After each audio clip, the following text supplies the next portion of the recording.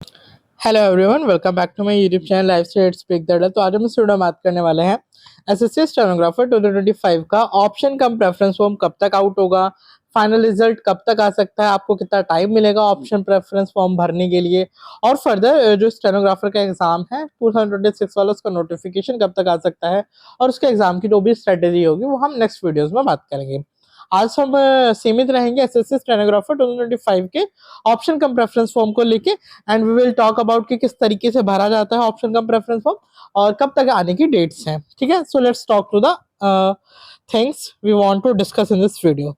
सो सबसे पहले मैं अगर बता दूं कि आप अगर फर्दर याद करोगे कि आप जो प्रीलिम्स था वो हुआ था आपका अगस्त में, ठीक है, और जो आपका स्किल टेस्ट था वो आपका हुआ था जैन के लास्ट में, ठीक है, जनवरी लास्ट में। सो अगर आप ऑलमोस्ट देखोगे तो अगस्त से लेके सितंबर, अक्टूबर, नवंबर, दिसंबर और जनवरी भी ऑलमोस्ट पूरा चला गया था। जनवरी के लास्ट में हुआ था 29-28 को, अगर तुम्हें थोड़ा बहुत याद हो। ठीक है, सो ऑलमोस्ट देखो कि अगर आप तो 5 महीने लगा दिए थे स्किल टेस्ट लेने में। पता नहीं क्यों इस बार इतना टाइम लगा था, यूजली इतना टाइम नहीं लगता है। अप्रोक्सीमेटली ऐसा होता था कि अगर आपका जनवरी में प्रीलिम्स का रिजल्ट आया है तो फैब या मार्च में आपका स्किल हो जाता था, बट इस बार थोड़ा सा डिले हुआ। रीजन वही थे क्योंकि न्यू वेंडर आया था और एग्जाम जो हुआ था फर्स्ट टाइम हुआ था और उसमें काफी सारी खामियां थी जिनको आई गेस रेक्टिफाई करने में इतना टाइम लिया गया और रिजल्ट प्रिपेयर करने में काफी दिक्कत आई थी। So due to that reason आपका जो रिजल्ट था वो थोड़ा सा डिले हुआ और आपका जो स्किल टेस्ट था वो भी डिले हुआ। चलो ठीक है, वहां तक तो ठीक है। यूजली अगर हम देखें कि कितना एक्सपेक्टेड टाइम होता है तो ऐसा होता है कि आपका प्रीलिम्स होगा, फिर आपका जो मेंस बोल लो या फिर आप बोल लो इसे स्किल टेस्ट, ठीक है, whatever you will consider.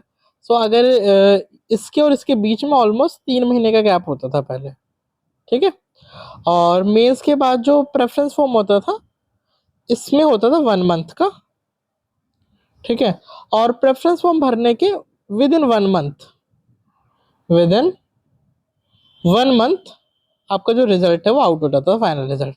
अगर हम बात करें कि भाई देखो जनवरी के लास्ट में हुआ है आपका, ठीक है, स्किल टेस्ट, तो हम फैब पूरा निकल चुका है इस टाइम और मार्च भी पूरा निकल चुका है। आज 31 मार्च है जब मैं ये वीडियो बना रहा हूँ, ठीक है, तो ऑलमोस्ट मार्च भी निकल चुका है, फैब भी निकल चुका है, ऑलमोस्ट 2 मंथ्स हो चुके हैं। तो देर आर हाई चांसेस कि अप्रैल मिड में आपका जो ऑप्शन फॉर्म है, मतलब अप्रैल में एक ही कभी भी आ सकता है, बट मैं लेके चल रहा हूँ अप्रोक्सीमेटली क्योंकि थोड़ा सा डिले चल रहा है, तो अप्रैल मिड में हाई चांस है कि आपका ऑप्शन का प्रेफरेंस फॉर्म आउट हो जाए।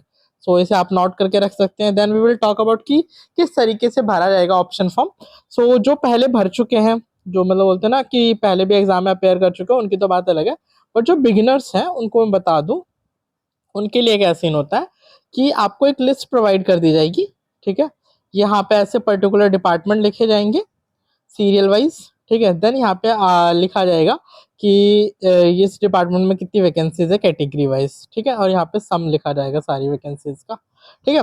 उस हिसाब से फिर यहाँ पे ना कोडिंग दी गई होती है कि मान लीजिए पहली जो पोस्ट है उसका D1 कर दिया, उसके बाद D2 कर दिया, ऐसे करके आपकी हर पोस्ट को एक कोड दिया जाता है, तो आपको इन कोड्स को भरना होता है। पहले क्या होता था, देखो मैंने 2019 में फर्स्ट अपियर किया था और 2022 में मैं फाइनल मेरिट से आउट हुआ था, तो मुझे याद है अच्छे से, तब ऑफलाइन होता था, ऑप्शन फॉर्म हम भर के लेके जाते थे, ठीक है, और उससे पहले का प्रोसेस मुझे नहीं पता, 19 के बाद का प्रोसेस मुझे पता। तो जो ऑप्शन फॉर्म होता था ना, तो डीवी के टाइम पे आप भर के लेके जाते थे अपने रीजनल ऑफिस में। जैसे मैं नॉर्थ रीजन से था, तो नॉर्थ रीजन का जो ऑफिस था वहां पर जाते थे, खान मार्केट, और वहां पे ये सारा जो होता था ये जमा होता था। ऑप्शन फॉर्म क्या होता था, ऑफलाइन भरा जाता था, बट नाउ डेज एसएससी थोड़ा सा अपडेट हो चुके हैं और ये सारा काम होता है ऑनलाइन। अब ऑनलाइन होता है तो भाई वही है ना, ऑफलाइन होता है तो एक बार को आप फिर भी थोड़ा सा हर बार हर मतलब एक पेपर में कटिंग होगी, दूसरे में कर लोगे, तीसरे में होगे, वो चीजें होती हैं, बट ये है कि ऑनलाइन में थोड़ा सा ध्यान से देखना।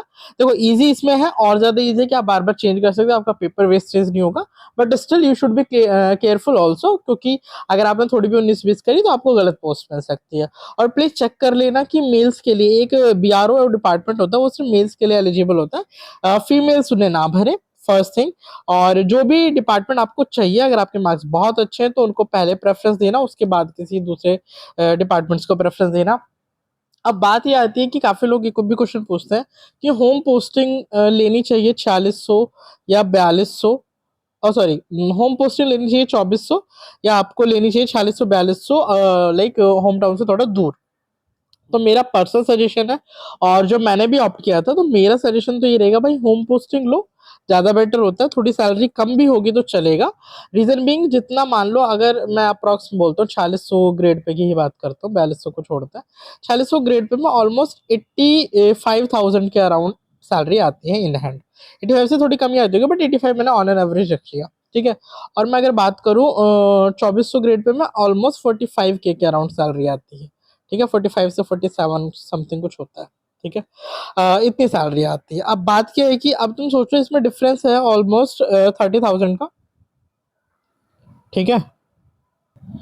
और सॉरी, आई मीन 40,000 का जो होता है वो डिफरेंस होता है अप्रॉक्सीमेटली। देखो ये आपको काफ़ी अच्छा डिफरेंस लग रहा होगा क्योंकि 4600 की सैलरी है, बट ये एक्स सिटी की बात कर रहा हूँ, हर जगह ये सेम सैलरी नहीं मिलती है, ठीक है। तो आप अगर 40,000 मान लो, तो अगर आप कहीं घर से दूर रहोगे तो ऑलमोस्ट 10 to 15,000 आपका सिर्फ रूम रेंट लगेगा। आप थोड़े से अच्छी लोकेशन पे रहना चाहोगे क्योंकि ऑफिस के पास ही चाहोगे जब भी कब रहना शुरू करोगे। सो उसके बाद जो आपको होगा ऑलमोस्ट, अगर आप मान लीजिए आप बिल्कुल पास रहते हो ऑफिस के, तब तो कोई वेल एंड गुड, वरना आपका कम्यूट में भी खर्चा आएगा, ठीक है। ट्रैवलिंग करने में भी काफ़ी खर्चा आएगा। तो वो भी मान लो 2 से 3 हज़ार फिर भी मान लो, क्योंकि कहीं ना कहीं तो जाओगे ना तुम, अगर वहाँ पे रह रहे हो, ठीक है। ऑलमोस्ट ये खर्चा हो गया।